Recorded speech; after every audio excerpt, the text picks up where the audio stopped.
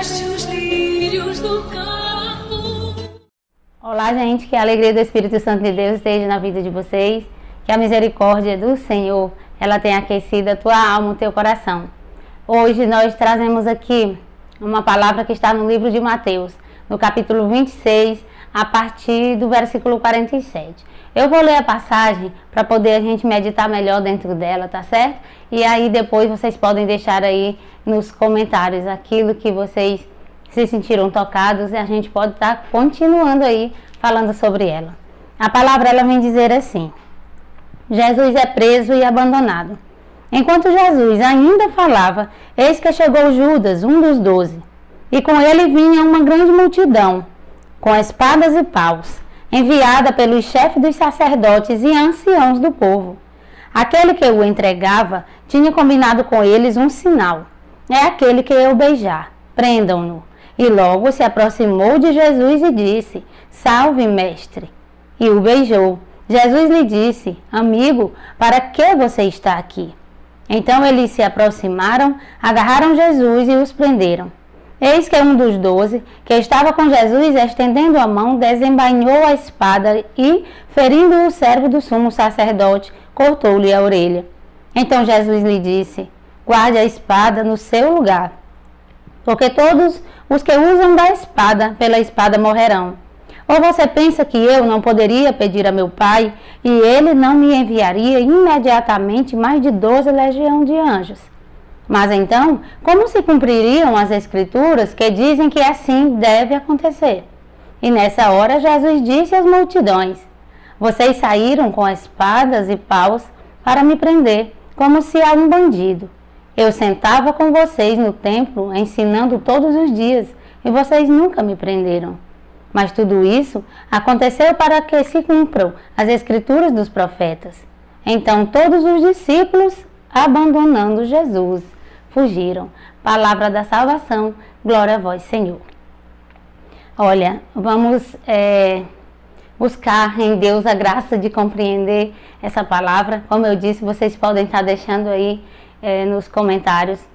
E que me inquietou muito a trazer essa passagem para a gravação desse vídeo foi uma parte desse evangelho que eu refleti outro dia e que às vezes não é muito comum a gente olhar para esses outros detalhes, porque às vezes os nossos olhos eles estão muito limitados e nós só vemos exatamente aquilo que é muito escandaloso à nossa frente, ao ponto que não tem como ver.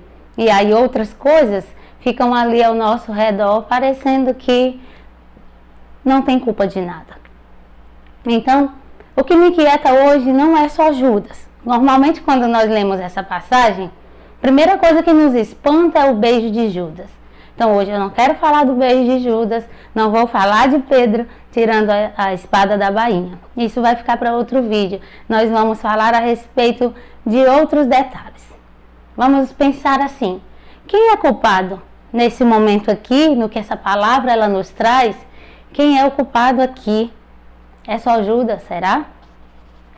Às vezes na nossa vida nós vivemos assim, na sociedade, nas comunidades, nas nossas famílias.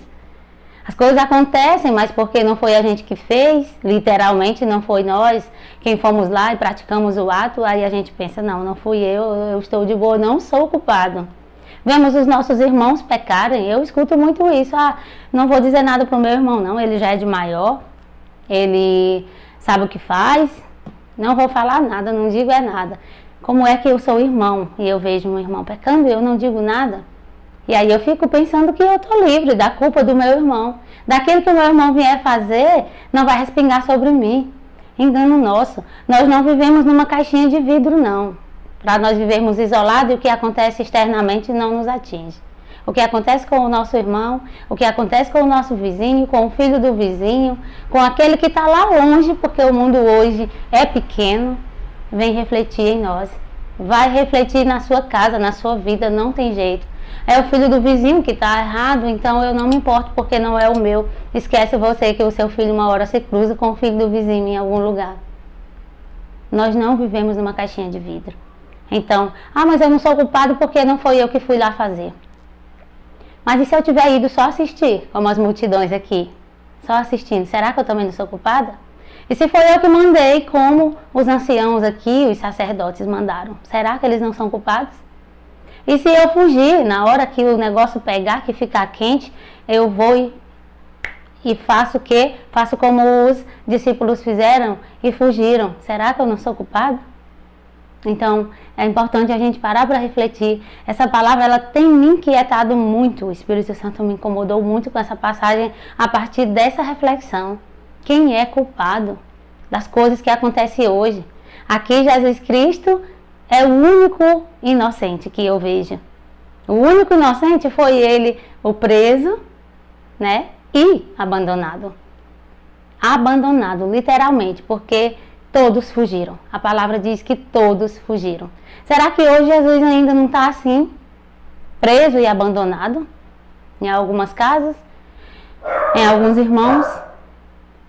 Será que ele não está preso e abandonado e nós ficamos às vezes só olhando? Não fazemos nada? Aí a gente pensa que nós não somos culpados. Porque não foi eu que pratiquei a atitude de mal, né? Não foi eu que fui lá dar o beijo da traição. Então eu não tenho parte naquela traição. E se eu tiver visto trair, eu não tiver dito nada ao meu irmão? Não tiver dito a ele que trair é errado? Não tiver dito a ele que tal atitude é errada? Será que eu não sou culpada se eu tiver ficado só assistindo? Então foi isso que me chamou a atenção para essa reflexão. Porque às vezes a gente vai se acomodando nisso. Na sociedade nós vamos nos acomodando nisso, não sou culpado. Foi fulano que fez, foi o outro que fez, não foi eu. Não faço mal a ninguém, mas também não faço bem. Não estou fazendo nada de errado, mas também não está fazendo certo. Está apenas existindo. Nós não estamos aqui só para existir. Nós não estamos aqui só para existir. Nós estamos aqui para fazer o que Jesus Cristo fez. Amar e fazer o bem. É para isso que nós estamos aqui. E todas as vezes que nós nos colocarmos a serviço do bem e do amor, nós também muitas vezes vamos ser abandonados. Muitas vezes nós vamos também ser presos. Depende. Então é isso que nós precisamos pensar.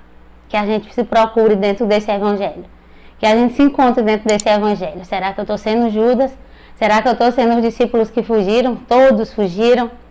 Será que eu estou sendo as multidões só armadas com lanças e paus?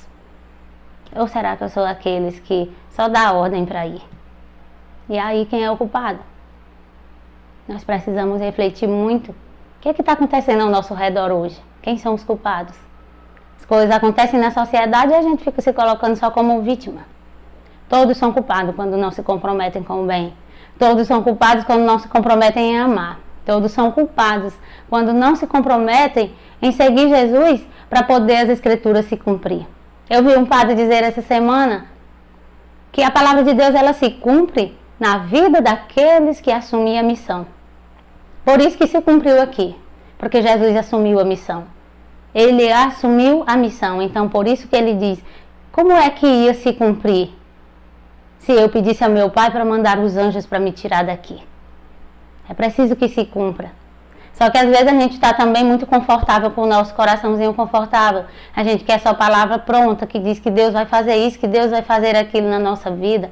Deus vai fazer tudo. Fez e faz e fará tudo em minha vida e na sua vida. A partir do momento que a gente se compromete com Ele. Com essa palavra, para que venha se cumprindo na nossa vida.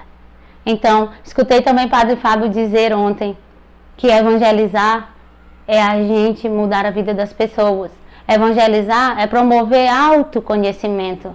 É a gente colocar as pessoas diante do Evangelho e deixar que Jesus Cristo cuide delas. Deixar que Jesus Cristo transforme a vida delas. Porque não sou eu e não é ninguém que transforma a vida de ninguém.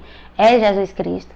O nosso papel é um só. Colocar elas diante do Senhor. Aquele que pode fazer. E faz.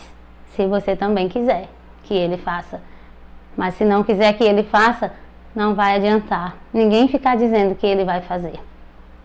Então, que Deus possa abençoar aí a tua vida, a tua casa, a tua família. Uma semana assim cheia de muitas graças. Cheia de muita sabedoria.